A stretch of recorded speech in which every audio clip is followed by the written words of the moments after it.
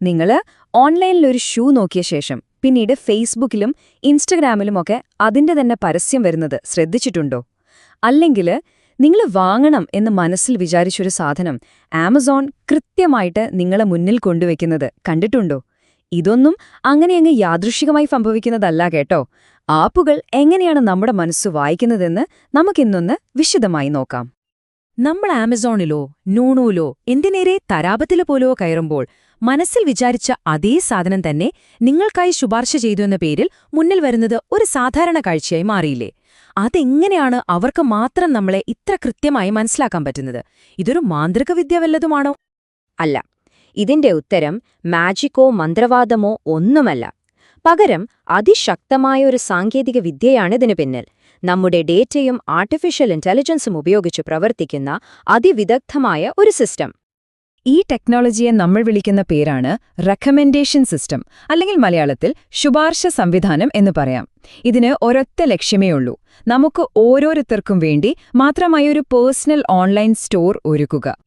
വളരെ സിമ്പിളായിട്ട് പറഞ്ഞാല്, നമ്മുടെ ഇഷ്ടങ്ങളും താൽപ്പര്യങ്ങളും മുൻകൂട്ടി മനസ്സിലാക്കി നമുക്കിഷ്ടപ്പെടാൻ സാധ്യതയുള്ള ഉൽപ്പന്നങ്ങൾ എന്തൊക്കെയാണോ അതൊക്കെ നമ്മുടെ മുന്നിലേക്ക് കൃത്യമായി എത്തിച്ചു തരുന്ന ഒരു സ്മാർട്ട് ടെക്നോളജിയാണിത്.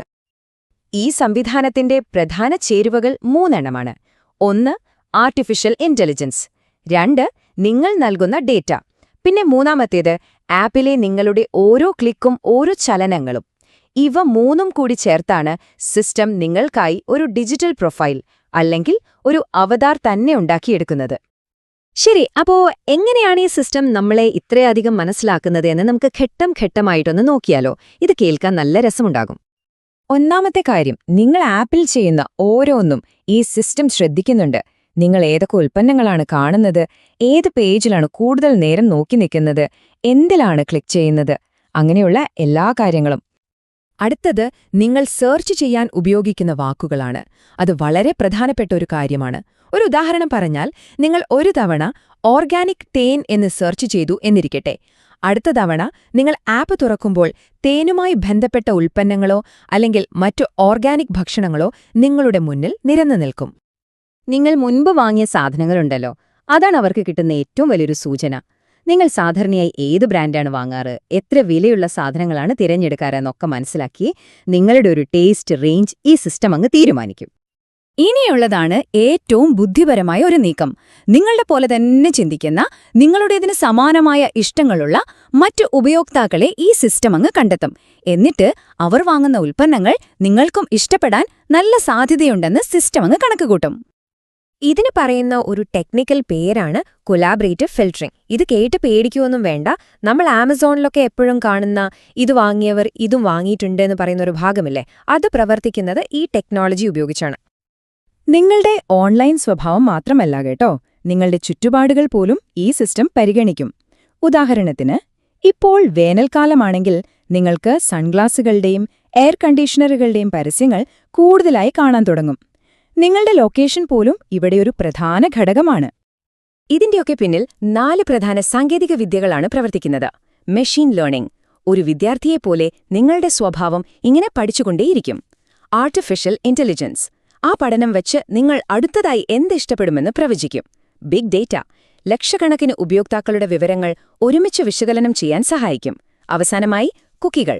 ഒരു ഡിജിറ്റൽ കാൽപ്പാട് പോലെ നിങ്ങൾ പോകുന്ന വെബ്സൈറ്റുകളിലെല്ലാം നിങ്ങളെ പിന്തുടർന്നുകൊണ്ടിരിക്കും.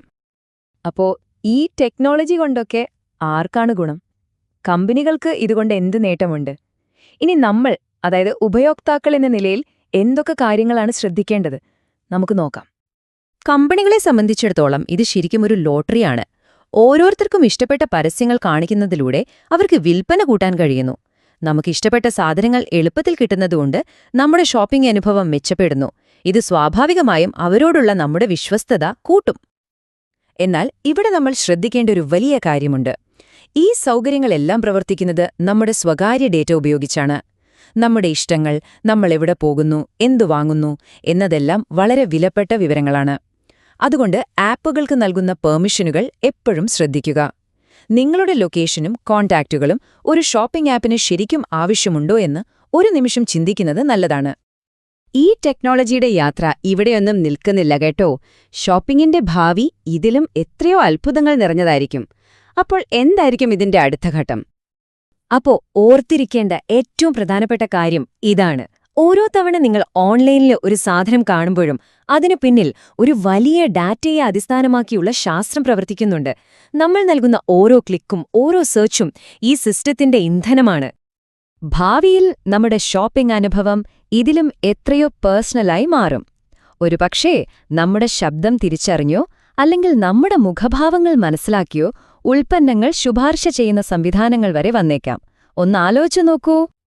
ഈ വിശകലനം അവസാനിപ്പിക്കുമ്പോൾ ഒരു ചോദ്യം ഞാൻ ബാക്കി വയ്ക്കുകയാണ്. ഈ സാങ്കേതികവിദ്യ നമ്മളെക്കാൾ നന്നായി നമ്മളെ മനസ്സിലാക്കാൻ തുടങ്ങുമ്പോൾ നമ്മുടെ തീരുമാനങ്ങളെ അത് എത്രത്തോളം സ്വാധീനിക്കും? അടുത്ത തവണ നിങ്ങളൊരു സാധനം വാങ്ങുമ്പോൾ ആ തീരുമാനം ശരിക്കും നിങ്ങളുടേതായിരിക്കുമോ അതോ ഒരു അൽഗോരിതത്തിന്റേതായിരിക്കുമോ? ചിന്തിച്ചു നോക്കാവുന്നതാണ്.